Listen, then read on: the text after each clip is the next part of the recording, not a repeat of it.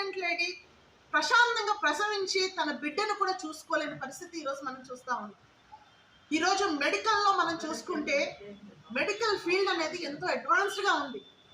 ఈరోజు క్యూర్ చేయలేని పెద్ద పెద్ద క్యాన్సర్స్ కూడా ఈరోజు ట్రీట్మెంట్లు వచ్చాయి. ఈరోజు ట్రాన్స్ప్లాంటేషన్స్ జరుగుతున్నాయి. కిడ్నీ పోతే కిడ్నీ ట్రాన్స్ప్లాంటేషన్ జరుగుతుంది, లివర్ పోతే లివర్ ట్రాన్స్ప్లాంటేషన్ జరుగుతుంది. బ్రెయిన్ డెడ్ అయిన పేషెంట్స్కి ఈరోజు ఎయిర్ లిఫ్ట్లో ఈరోజు తీసుకెళ్ళి మరి ఈరోజు పేషెంట్స్ని కాపాడే పరిస్థితి ఈరోజు ఉన్నప్పటికీ కూడా ఈ రోజుకి ఇంకా గిరిజన ప్రాంతంలో డెంగ్యూతో చనిపోతున్నాం. సెరిబ్రల్ మలేరియా, ఒక దోమ కాటుకి మలేరియా వచ్చి అది బ్రెయిన్కి ఎక్కితే సెరిబ్రల్ మలేరియాతో కూడా చనిపోయే పరిస్థితి వస్తుంది.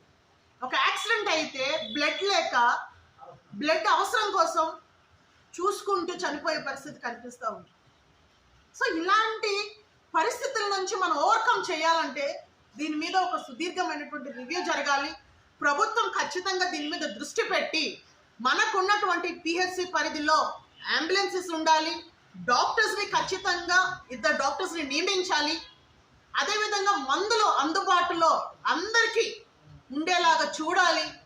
రిఫరల్స్ దయచేసి తగ్గించేలాగా ఈరోజు మనకి మెడికల్ కాలేజ్ వచ్చింది.